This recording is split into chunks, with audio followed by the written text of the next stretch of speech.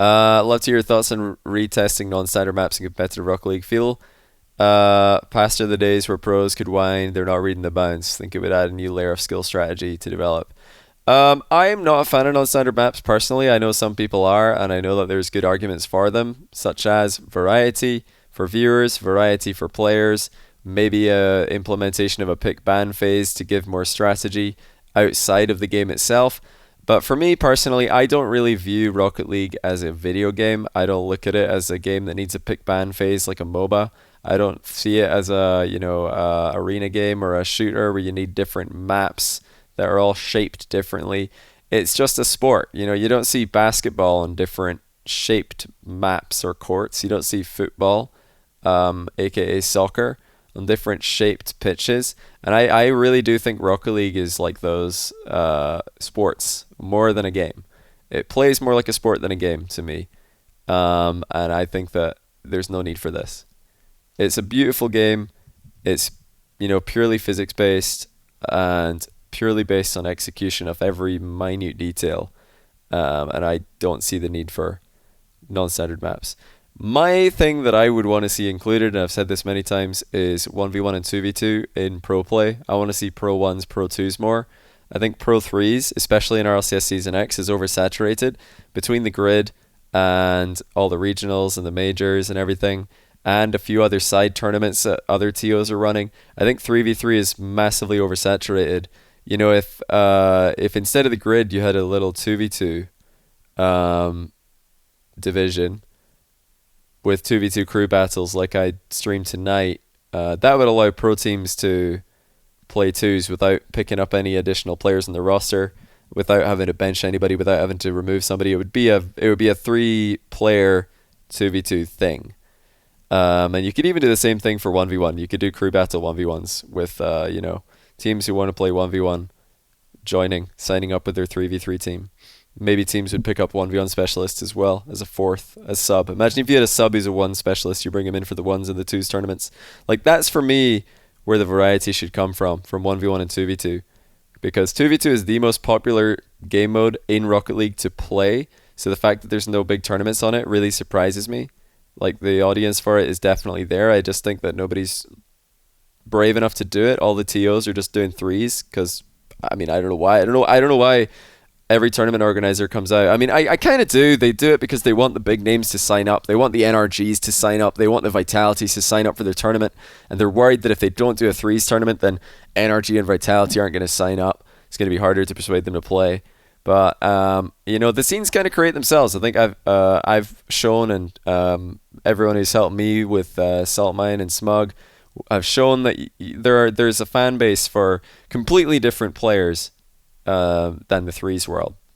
Like, a lot of 1v1 players, pure 1v1 players, are extremely famous, extremely well known, extremely successful in the Rocket League esports scene without ever touching 3v3.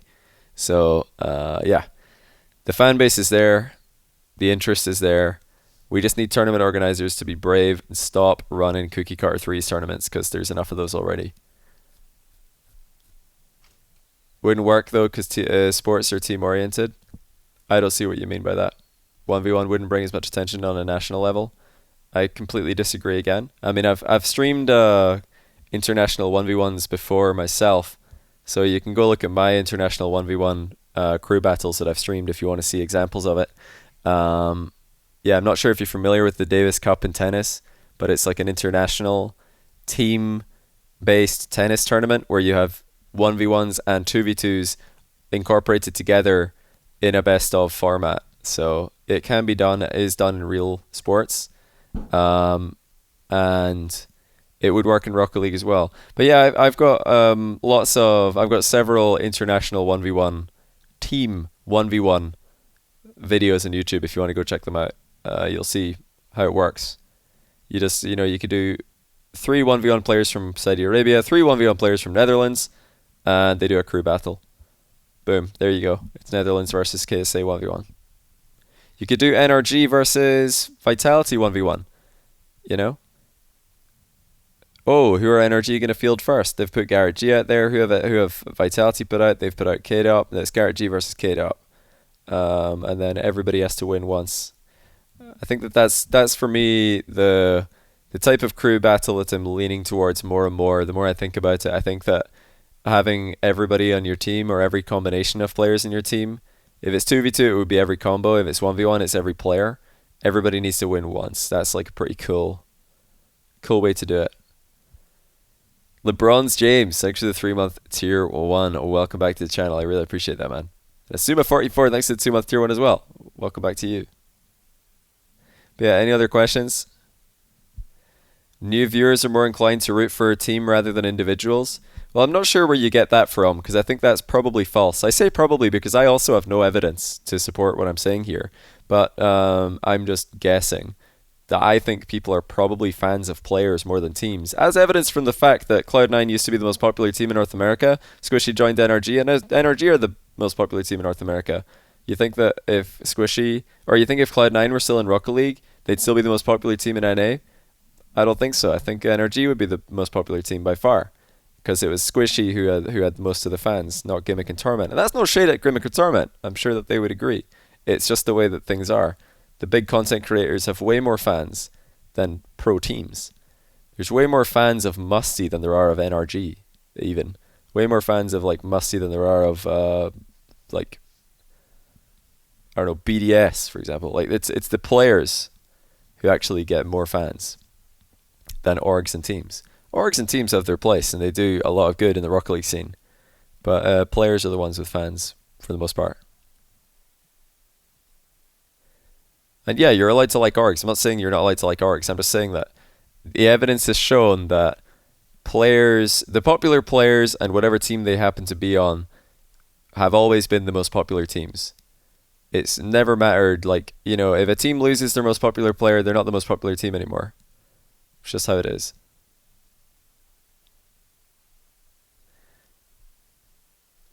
Isn't that really for every sport? Well, yeah, that's kind of what I'm saying. It doesn't, like, the point doesn't really mean anything. Like saying, oh no, this wouldn't work in Rocket League. 1v1 wouldn't work in Rocket League because people want teams, not players. That's not true. It's not true at all. It's not an argument that makes sense to me, because there's no evidence of this happening. And 1v1 is actually a much more popular game mode on Rocket League YouTube than 3s is. Like, if any content creator uploads 1v1, they're going to get more views than if they upload 3v3. 1v1 is more popular on YouTube, which is a much bigger platform than Twitch. Like, Twitch 3v3 is king. But I can guarantee you, if RLCS ran a 1v1 tournament through the Rocket League channel, they would get just as many, if not more, viewers than 3s. Assuming that all of the best ones players played, and it was given the same production value and prize pool, everything else being the same, it would probably end up being same size viewership. 1v1 is maybe easier to follow. I think the reason 1v1 has such a big fan base is because there are actually playstyles in 1v1. In 3v3 there aren't really playstyles. Like, if I asked you guys right now to tell me, to describe the playstyle of NRG and BDS and tell me what's different between them, I think you guys would struggle to tell me differences between NRG and BDS in the ways that they play Rocket League 3v3, which isn't there. I'm not saying that's a bad thing. I think Rocket League 3v3 is an incredible game mode to watch because of the team plays and the execution and the fast pace and the controlled chaos. I think it's an amazing esport. But in 1v1 you can clearly see differences in how players play the game, and that is interesting. But hey, you guys can try. If anyone wants to tell me in a short sentence the differences in the way that NRG and BDS play 3v3, go ahead. I challenge you. But I can guarantee you're going to have an easier time telling me the differences between how Jorius and Khaled play 1v1 than how NRG and BDS play 3v3. It's kind of always been like that in 3v3. Like, people might say, oh, well, 3v3 is just more refined. But I disagree with that as well, because I think 1v1 has been refined to an extremely high level, and 3v3 has always been very, very similar at the highest level. Teams have always kind of just done the same thing. Sometimes a team might have a player who knows how to flip reset better than the other team, best player, but outside of these small mechanical things, the overall plan is kind of the same.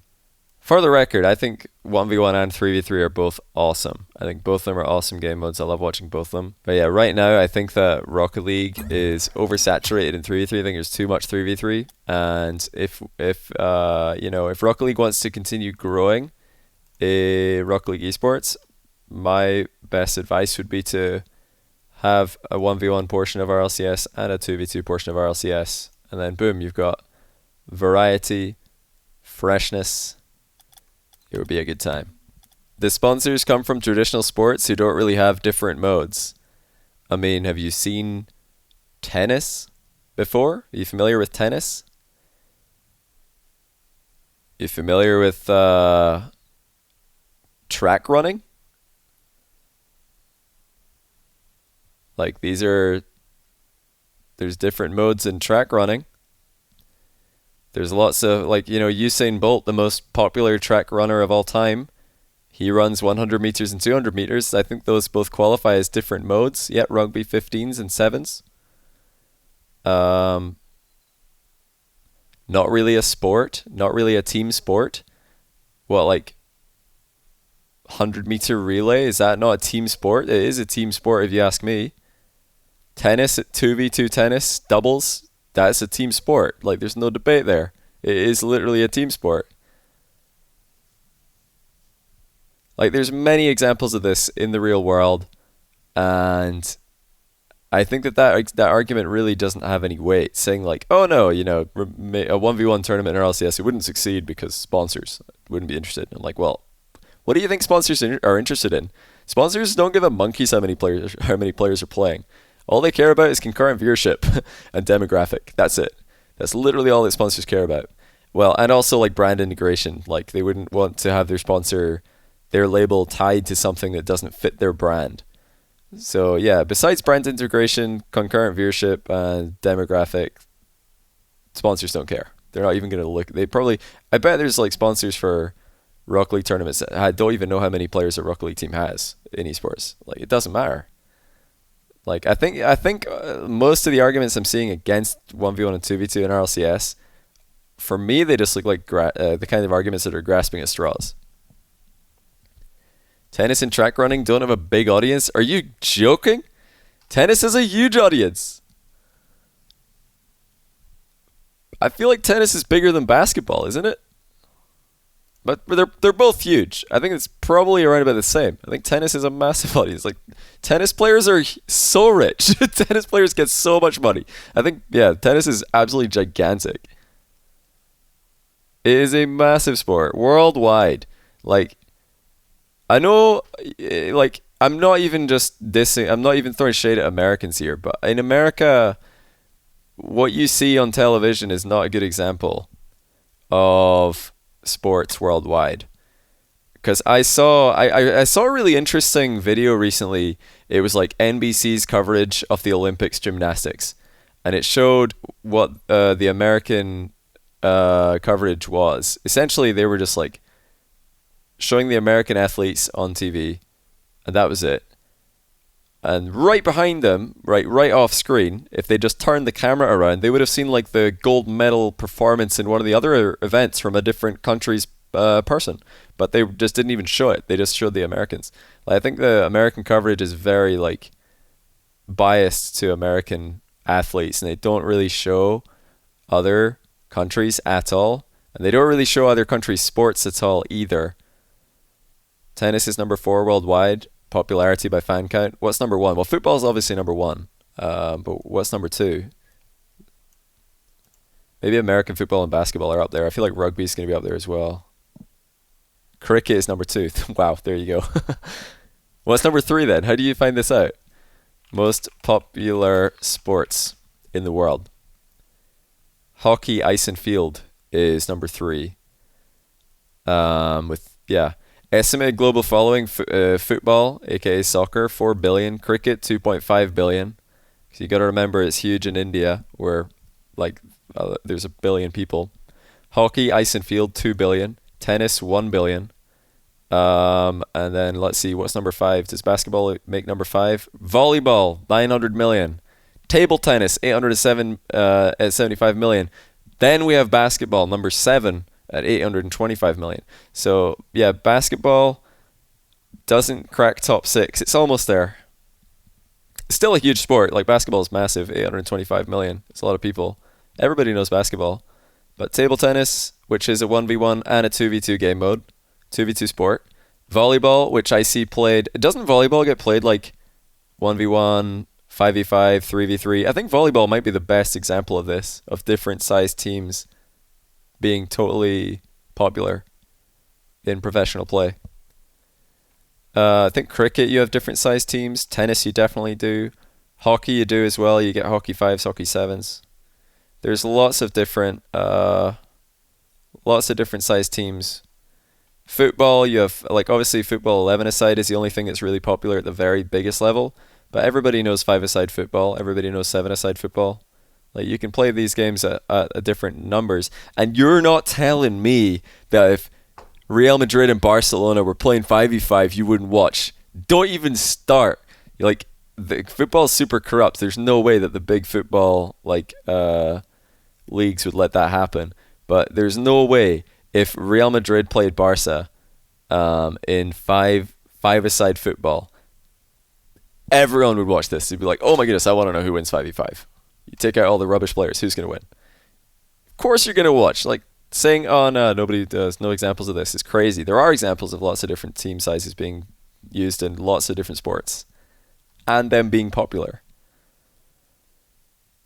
American football doesn't even crack top 10, which is kind of surprising. I thought American football was the biggest sport in America, but it looks like basketball, baseball are both bigger. So is golf and so is rugby.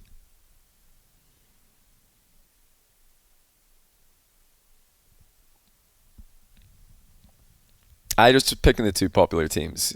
So yeah, they're not the best teams anymore, but anyway, yeah, I think I just had to like set some things straight real quick because I know a lot of people have got arguments, which is great. I love having this discussion.